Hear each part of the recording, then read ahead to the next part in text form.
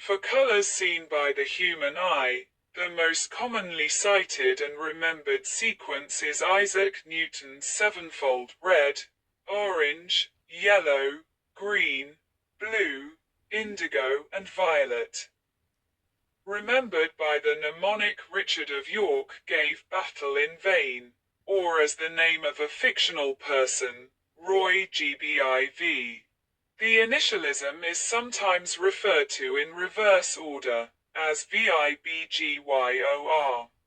More modernly, the rainbow is often divided into red, orange, yellow, green, cyan, blue, and violet.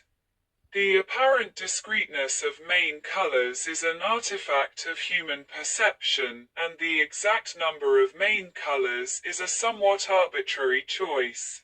Newton, who admitted his eyes were not very critical in distinguishing colors, originally, 1672, divided the spectrum into 5 main colors: red, yellow, green, blue, and violet. Later he included orange and indigo, giving 7 main colors by analogy to the number of notes in a musical scale. Newton chose to divide the visible spectrum into 7 colors out of a belief derived from the beliefs of the ancient Greek sophists, who thought there was a connection between the colors. The musical note, the known objects in the solar system, and the days of the week. Scholars have noted that what Newton regarded at the time as blue would today be regarded as cyan. What Newton called indigo would today be called azure, and what Newton considered violet would today be considered blue.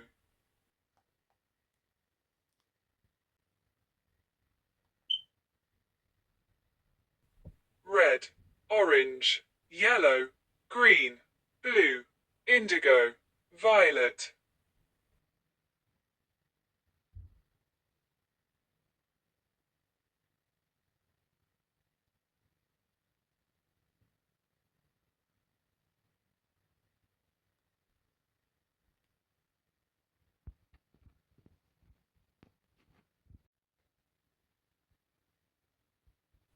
The color pattern of a rainbow is different from a spectrum, and the colors are less saturated.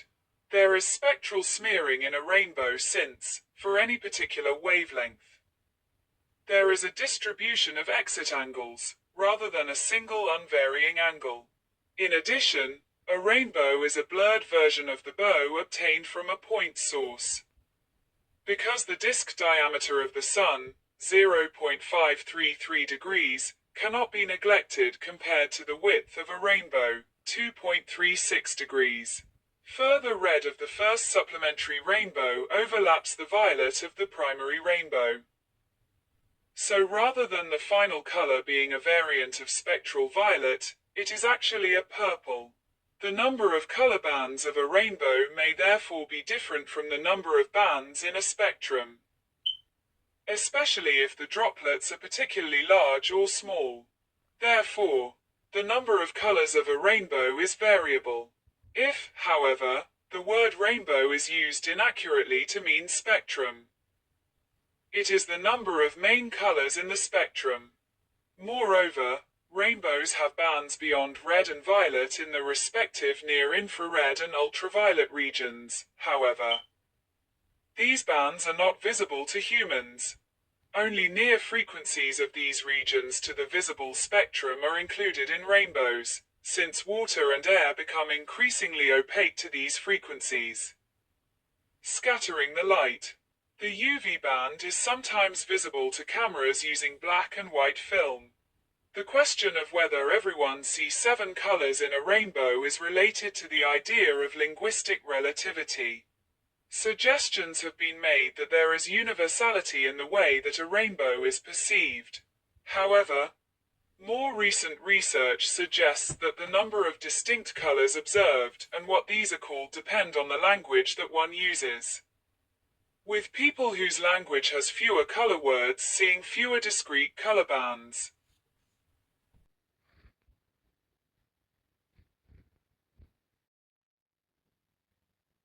Light rays enter a raindrop from one direction, typically a straight line from the sun, reflect off the back of the raindrop, and fan out as they leave the raindrop. The light leaving the rainbow is spread over a wide angle, with a maximum intensity at the angles 40.89 to 42 degrees. Note: between 2 and 100% of the light is reflected at each of the three surfaces encountered, depending on the angle of incidence. This diagram only shows the paths relevant to the rainbow.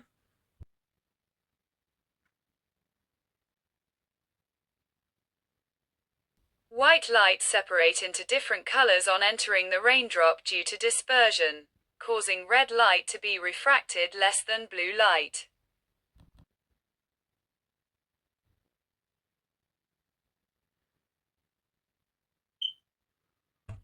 When sunlight encounters a raindrop, part of the light is reflected and the rest enters the raindrop. The light is refracted at the surface of the raindrop. When this light hits the back of the raindrop, some of it is reflected off the back. When the internally reflected light reaches the surface again, once more some is internally reflected and some is refracted as it exits the drop. The light that reflects off the drop exits from the back, or continues to bounce around inside the drop after the second encounter with the surface, is not relevant to the formation of the primary rainbow. The overall effect is that part of the incoming light is reflected back over the range of 0 degrees to 42 degrees, with the most intense light at 42 degrees. This angle is independent of the size of the drop, but does depend on its refractive index. Seawater has a high refractive index than rainwater, so the radius of a rainbow in sea spray is small than that of a true rainbow. This is visible to the naked eye by a misalignment of these bows. The reason the returning light is most intense at about 42 degrees is that this is a turning point. Light hitting the outermost ring of the drop gets returned at less than 42 degrees, as does the light hitting the drop near to its center. There is a circular band of light that all gets returned right around 42 degrees. If the sun were a laser emitting parallel, monochromatic rays, then the luminance, bright, of the bow would tend toward infinity at this angle if interference effects are ignored. But since the sun's luminance is finite and its rays are not all parallel, it covers about half a degree of the sky. The luminance does not go to infinity. Furthermore, the amount by which light is refracted depends upon its wavelength, and hence its color. This effect is called dispersion. Blue light, short wavelength, is refracted at a greater angle than red light, but due to the reflection of light rays from the back of the droplet, the blue light emerges from the droplet at a smaller angle to the original incident white light ray than the red light. Due to this angle, blue is seen on the inside of the arc of the primary rainbow, and red on the outside. The result of this is not only to give different colors to different parts of the rainbow, but also to diminish the bright. A rainbow formed by droplets of a liquid with no dispersion would be white, but brighter than a normal rainbow. The light at the back of the raindrop does not undergo total internal reflection, and most of the light emerges from the back. However, light coming out the back of the raindrop does not create a rainbow between the observer and the sun because spectra emitted from the back of the raindrop do not have a maximum of intensity, as the other visible rainbows do, and thus the colors blend together rather than forming a rainbow. A rainbow does not exist at one particular location. Many rainbows exist, however.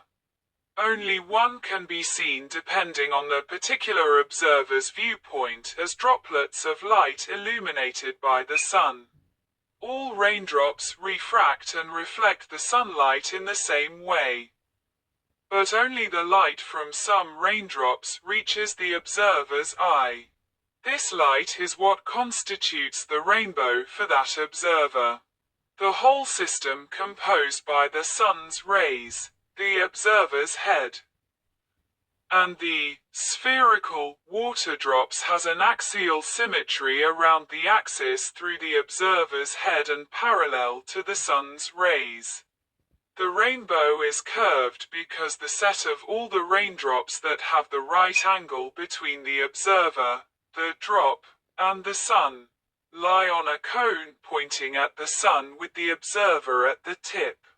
The base of the cone forms a circle at an angle of 40 to 42 degrees to the line between the observer's head and their shadow, but 50% or more of the circle is below the horizon. Unless the observer is sufficiently far above the Earth's surface to see it all, for example in an aeroplane, see below. Alternatively, an observer with the right vantage point may see the full circle in a fountain or waterfall spray. Conversely, at low latitude near midday, specifically, when the sun's elevation exceeds 42 degrees, a rainbow will not be visible against the sky. Mathematical derivation.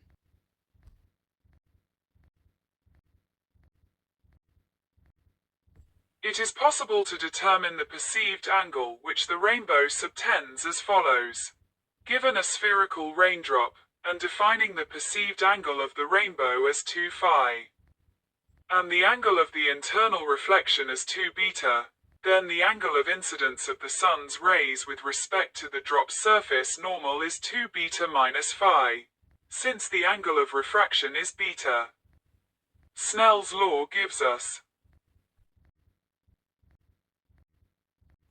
sin 2 beta minus phi equals n sin beta, where n equals 1.333 is the refractive index of water. Solving for phi, we get phi equals 2 beta minus arc sin, n sin beta. The rainbow will occur where the angle phi is maximum with respect to the angle beta. Therefore, from calculus, we can set d phi, d beta equals 0, and solve for beta, which yields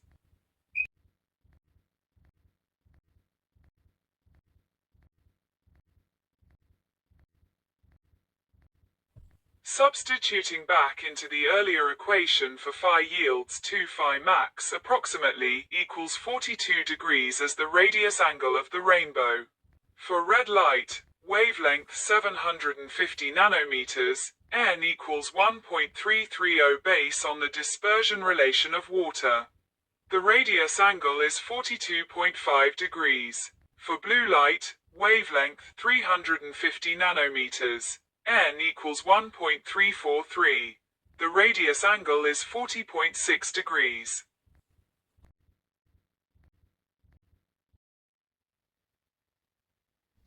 Double rainbow with Alexander's band visible between the primary and secondary bows. Also note the pronounced supernumerary bows inside the primary bow.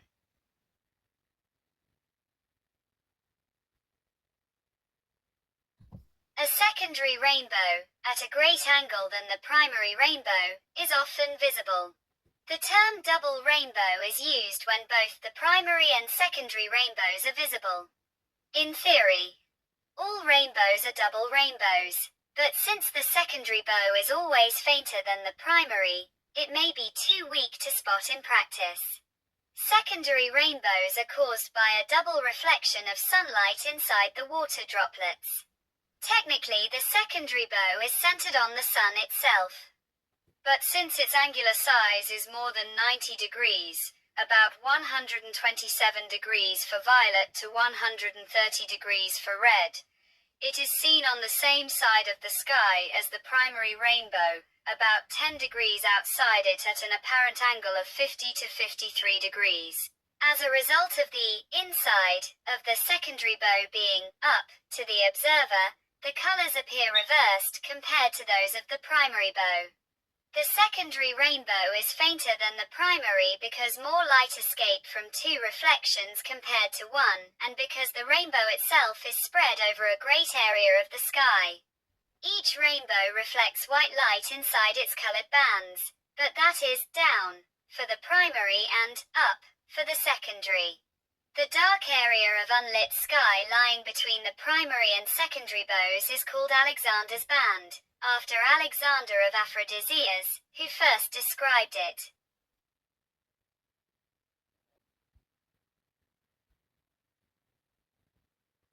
The primary rainbow is twinned.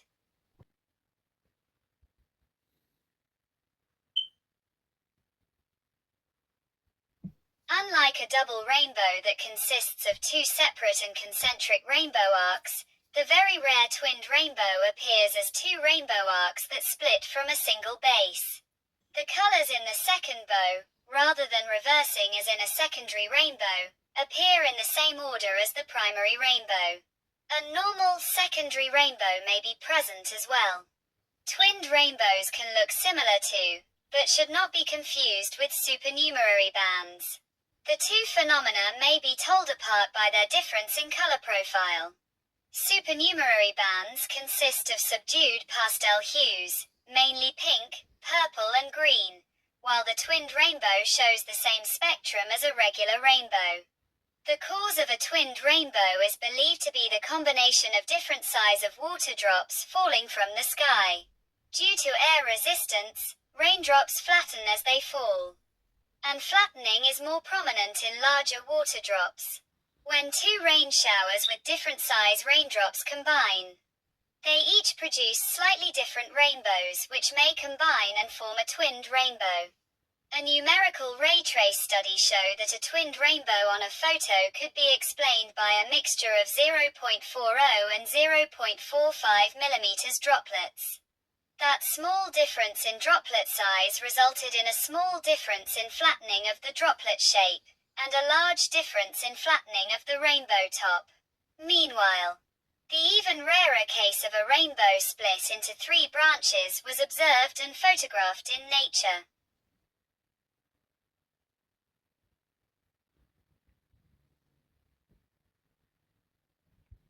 Circular rainbow.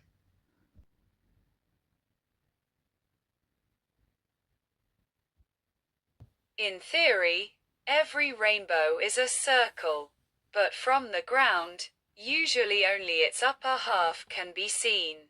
Since the rainbow's center is diametrically opposed to the sun's position in the sky, more of the circle comes into view as the sun approaches the horizon, meaning that the largest section of the circle normally seen is about 50% during sunset or sunrise. Viewing the rainbow's lower half require the presence of water droplets below the observer's horizon, as well as sunlight that is able to reach them. These requirements are not usually met when the viewer is at ground level, either because droplets are absent in the required position, or because the sunlight is obstructed by the landscape behind the observer. From a high viewpoint such as a high building or an aircraft, however, the requirements can be met and the full circle rainbow can be seen. Like a partial rainbow, the circular rainbow can have a secondary bow or supernumerary bows as well. It is possible to produce the full circle when standing on the ground, for example by spraying a water mist from a garden hose while face away from the sun. A circular rainbow should not be confused with the glory, which is much smaller in diameter and is created by different optical processes. In the right circumstances, a glory and a circular rainbow or fog bow can occur together. Another atmospheric phenomenon that may be mistake for a circular rainbow is the 22 degrees halo, which is caused by ice crystals rather than liquid water droplets, and is located around the sun or moon, not opposite it. High dynamic range photograph of a rainbow with additional supernumerary bands inside the primary bow. In certain circumstances, one or several narrow, faintly colored bands can be seen bordering the violet edge of a rainbow, i.e., inside the primary bow or, much more rarely, outside the secondary. These extra bands are called supernumerary rainbows or supernumerary bands. Together with the rainbow itself, the phenomenon is also known as a stacker rainbow. The supernumerary bows are slightly detached from the main bow, become successively fainter along with their distance from it, and have pastel colors, consisting mainly of pink, purple and green hues, rather than the usual spectrum pattern. The effect becomes apparent when water droplets are involved that have a diameter of about 1 more or less. The smaller the droplets are, the broader the supernumerary bands become, and the less saturated their colors. Due to their origin in small droplets, supernumerary bands tend to be particularly prominent in fog bows. Supernumerary rainbows cannot be explained using classical geometric optics. The alternating faint bands are caused by interference between rays of light following slightly different paths with slightly varying lengths within the raindrops. Some rays are in phase, reinforcing each other through constructive interference, create a bright band. Others are out of phase by up to half a wavelength, cancelling each other out through destructive interference, and create a gap. Given the different angles of refraction for rays of different colors, the patterns of interference are slightly different for rays of different colors. So each bright band is differentiated in color, create a miniature rainbow. Supernumerary rainbows are clearest when raindrops are small and of uniform size. The very existence of supernumerary rainbows was historically a first indication of the wave nature of light, and the first explanation was provided by Thomas Young in 1804.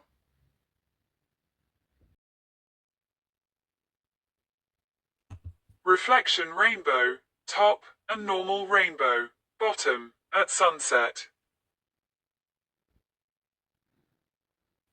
When a rainbow appears above a body of water, two complementary mirror bows may be seen below and above the horizon, originating from different light paths.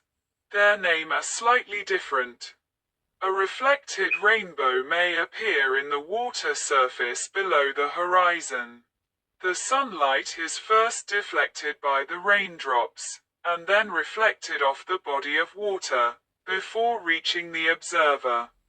The reflected rainbow is frequently visible, at least partially, even in small puddles. A reflection rainbow may be produced where sunlight reflects off a body of water before reaching the raindrops. If the water body is large, quiet over its entire surface, and close to the rain curtain, the reflection rainbow appears above the horizon. It intersects the normal rainbow at the horizon, and its arc reaches high in the sky, with its center as high above the horizon as the normal rainbow's center is below it. Reflection bows are usually bright when the sun is low, because at that time its light is most strongly reflected from water surface. As the sun gets low, the normal and reflection bows are drawn close together. Due to the combination of requirements, a reflection rainbow is rarely visible. Up to 8 separate bows may be distinguished if the reflected and reflection rainbows happen to occur simultaneously. The normal, non-reflection, primary and secondary bows above the horizon. 1. 2. With their reflected counterparts below it. 3, 4. And the reflection primary and secondary bows above the horizon. 5, 6. With their reflected counterparts below it. 7, 8.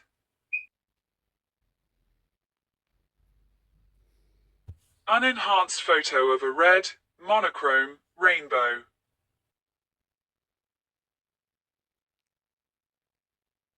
Occasionally a shower may happen at sunrise or sunset, where the short wavelengths like blue and green have been scattered and essentially removed from the spectrum.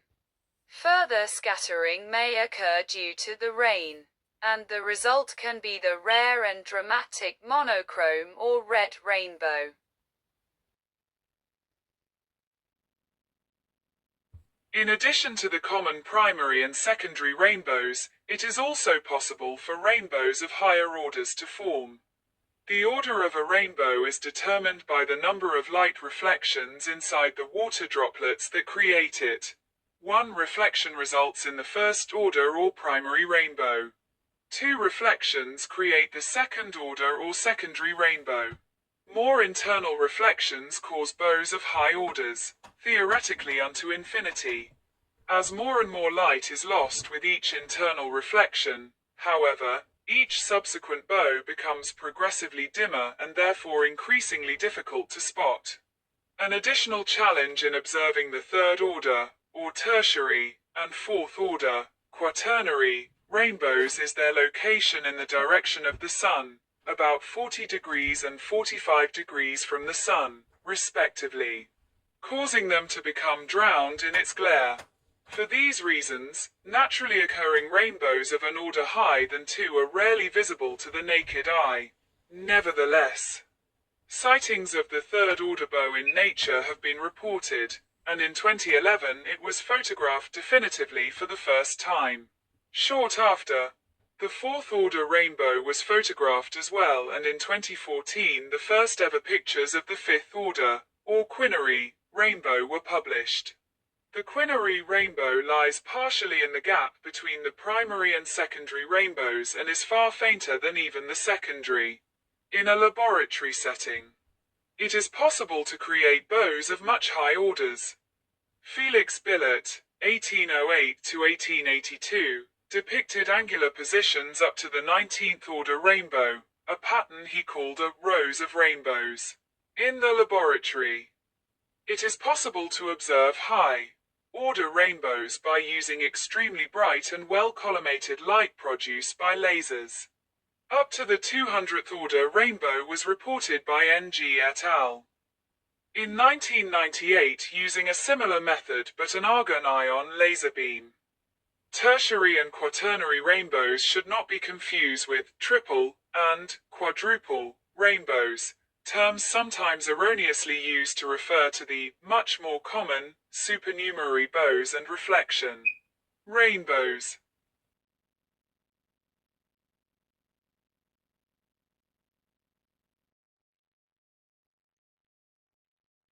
Spray moonbow at the Lower Yosemite Fall. Like most atmospheric optical phenomena, rainbows can be caused by light from the sun, but also from the moon. In case of the latter, the rainbow is referred to as a lunar rainbow or moonbow.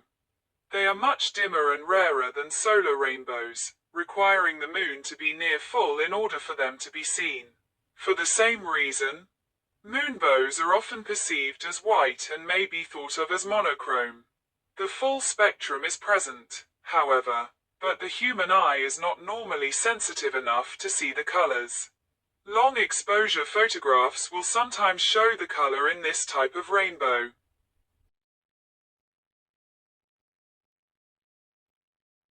Fogbow and Glory, as well as a Brocken spectre.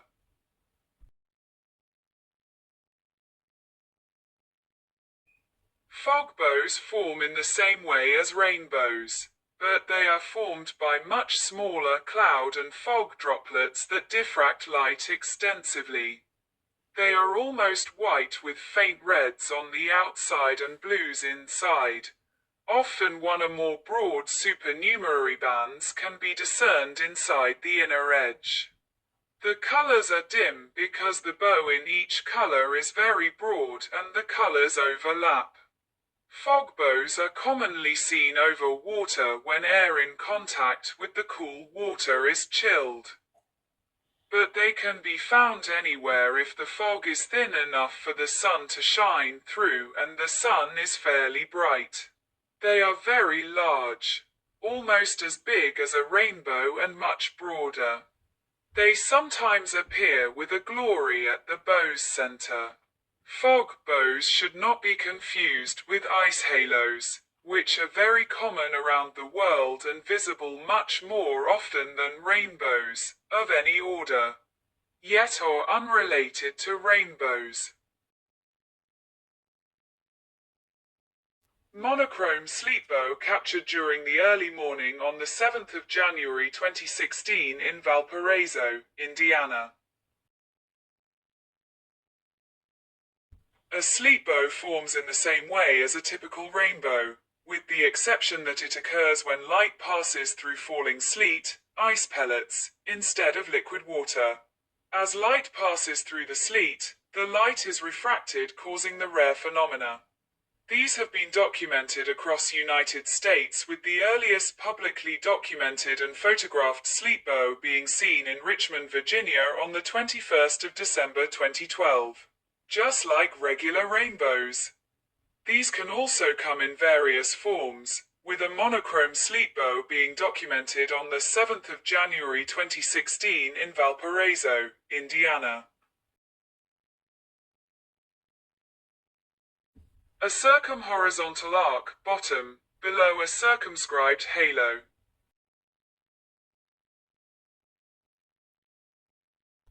The circumzenithal and circumhorizontal arcs are two related optical phenomena similar in appearance to a rainbow, but unlike the latter. Their origin lies in light refraction through hexagonal ice crystals rather than liquid water droplets. This means that they are not rainbows, but members of the large family of halos. Both arcs are brightly colored ring segments centered on the zenith, but in different positions in the sky. The circumzenithal arc is notably curved and located high above the sun, or moon, with its convex side pointing downwards, creating the impression of an upside-down rainbow. The circumhorizontal arc runs much closer to the horizon, is more straight and located at a significant distance below the sun, or moon. Both arcs have their red side pointing towards the sun and their violet part away from it, meaning the circumzenithal arc is red on the bottom, while the circumhorizontal arc is red on top. The circumhorizontal arc is sometimes referred to by the misnomer, fire rainbow. In order to view it, the sun or moon must be at least 58 degrees above the horizon, making it a rare occurrence at higher latitudes. The circumzenithal arc, visible only at a solar or lunar elevation of less than 32 degrees, is much more common, but often missed since it occurs almost directly overhead. It has been suggested that rainbows might exist on Saturn's moon Titan, as it has a wet surface and humid clouds. The radius of a Titan rainbow would be about 49 degrees instead of 42 degrees. Because the fluid in that cold environment is methane instead of water. Although visible rainbows may be rare due to Titan's hazy skies, infrared rainbows may be more common. But an observer would need infrared night vision goggles to see them.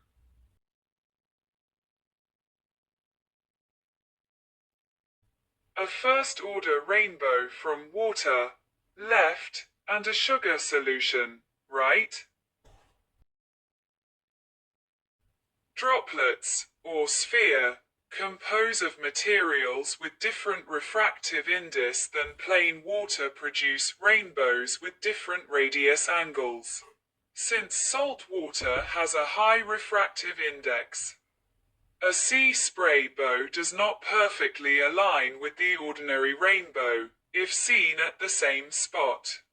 Tiny plastic or glass marbles may be used in road marking as a reflectors to enhance its visibility by drive at night, due to a much high refractive index. Rainbows observed on such marbles have a noticeably small radius. One can easily reproduce such phenomena by sprinkling liquids of different refractive index in the air, as illustrated in the photo. The displacement of the rainbow due to different refractive index can be pushed to a peculiar limit. For a material with a refractive index larger than 2, there is no angle fulfilling the requirements for the first-order rainbow. For example, the index of refraction of diamond is about 2.4. So diamond sphere would produce rainbows starting from the second order, omitting the first order. In general, as the refractive index exceeds a number n plus 1, where n is a natural number. The critical incidence angle for n time internally reflected rays escape the domain. This results in a rainbow of the nth order shrinking to the anti-solar point and vanishing.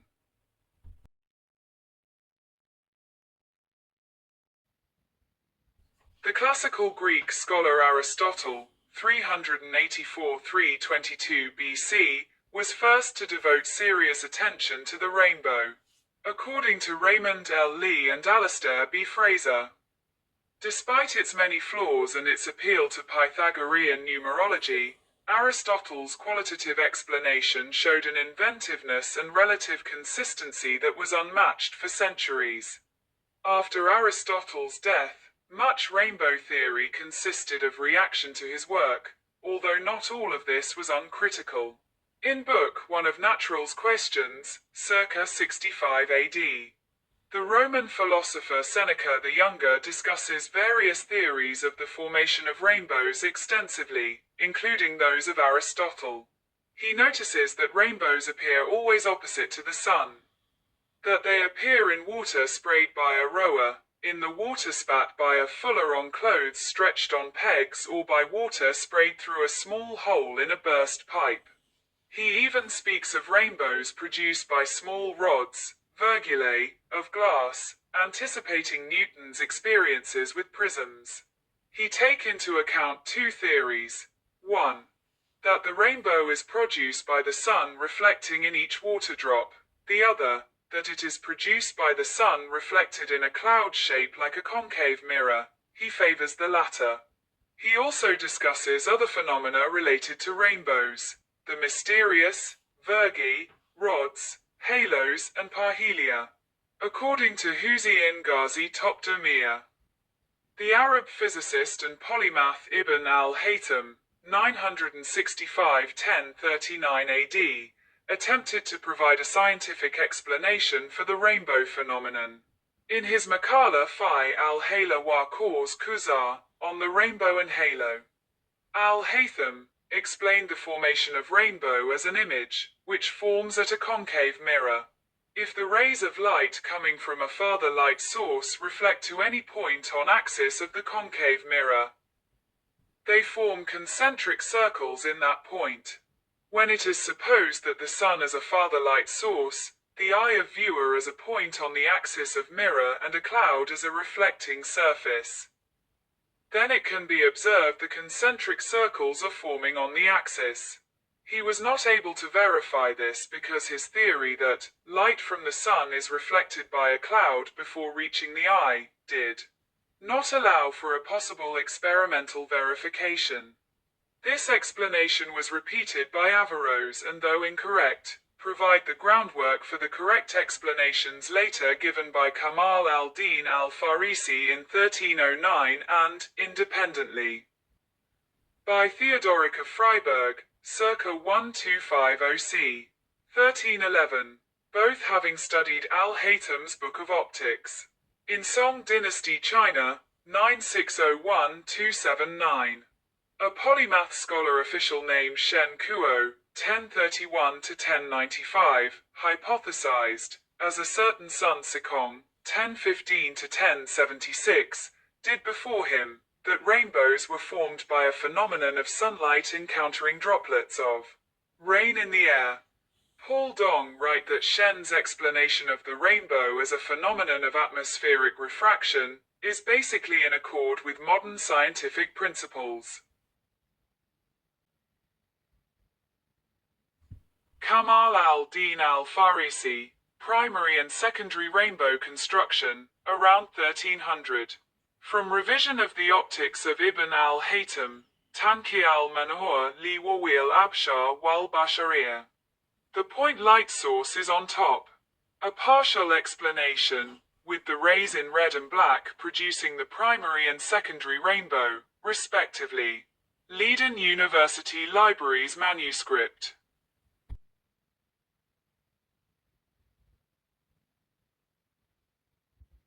According to Nader el-Bizri, the Persian astronomer, Qutb al-Din al-Shirazi, 1236–1311, gave a fairly accurate explanation for the rainbow phenomenon. This was elaborated on by his student, Kamal al-Din al-Farisi, 1267–1319, who gave a more mathematically satisfactory explanation of the rainbow. He proposed a model where the ray of light from the sun was refracted twice by a water droplet. One or more reflections occurring between the two refractions. An experiment with a water-filled glass sphere was conducted, and al-Farisi showed the additional refractions due to the glass could be ignored in his model. As he notes in his Kitab Tanqi al-Manazir, the revision of the optics, al-Farisi used a large clear vessel of glass in the shape of a sphere, which was filled with water, in order to have an experimental large-scale model of a raindrop. He then placed this model within a camera obscura that has a controlled aperture for the introduction of light. He projected light onto the sphere and ultimately deduced through several trials and detailed observations of reflections and refractions of light that the colors of the rainbow are phenomena of the decomposition of light. In Europe, Ibn al-Haytham's Book of Optics was translated into Latin and studied by Robert Grosseteste. His work on light was continued by Roger Bacon, who wrote in his Opus Majus of 1268 about experiments with light shining through crystals and water droplets showing the colors of the rainbow. In addition, Bacon was the first to calculate the angular size of the rainbow. He stated that the rainbow summit cannot appear higher than 42 degrees above the horizon. Theodoric of Freiburg is known to have given an accurate theoretical explanation of both the primary and secondary rainbows in 1307. He explained the primary rainbow, noting that, when sunlight falls on individual drops of moisture, the rays undergo two refractions, upon ingress and egress, and one reflection, at the back of the drop, before transmission into the eye of the observer. He explained the secondary rainbow through a similar analysis involving two refractions and two reflections.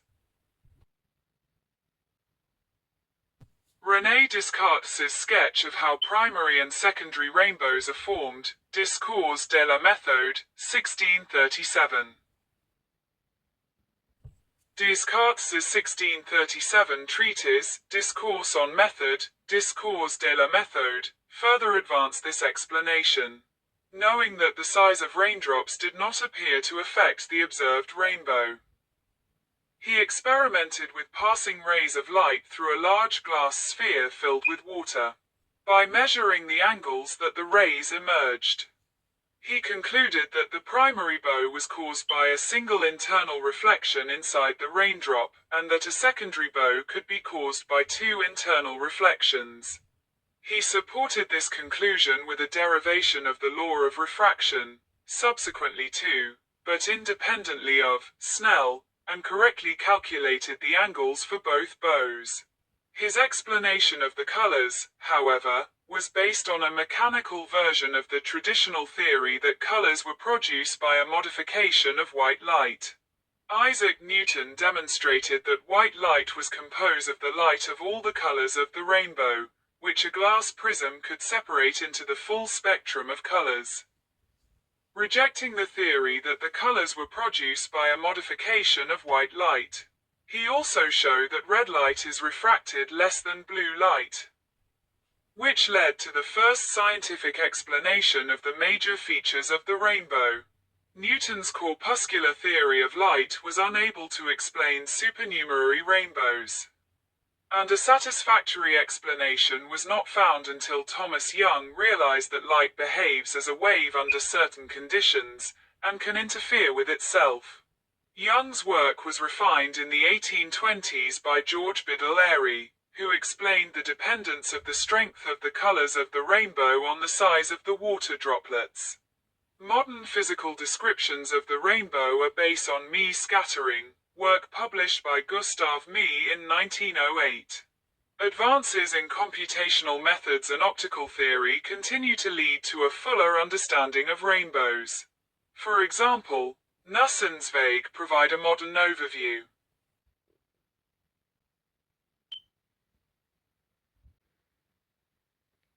Round bottom flask rainbow demonstration experiment. Johnson, 1882. Experiments on the rainbow phenomenon using artificial raindrops, i.e. water-filled spherical flasks, go back at least to Theodoric of Freiburg in the 14th century.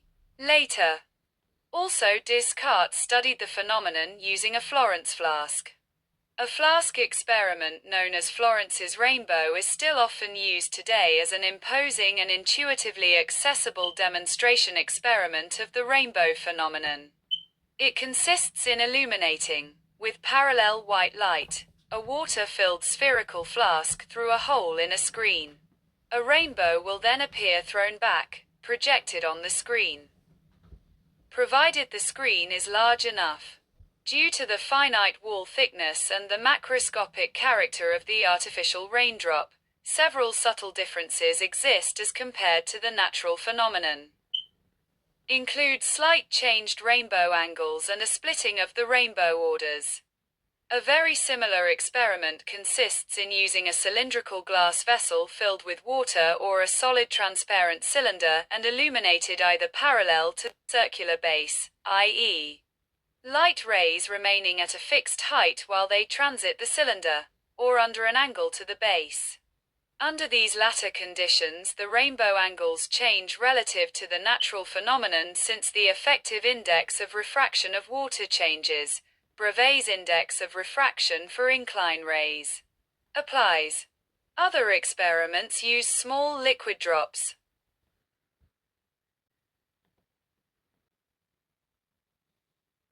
(1803) depiction by Joseph Anton Koch of the rainbow in the Book of Genesis.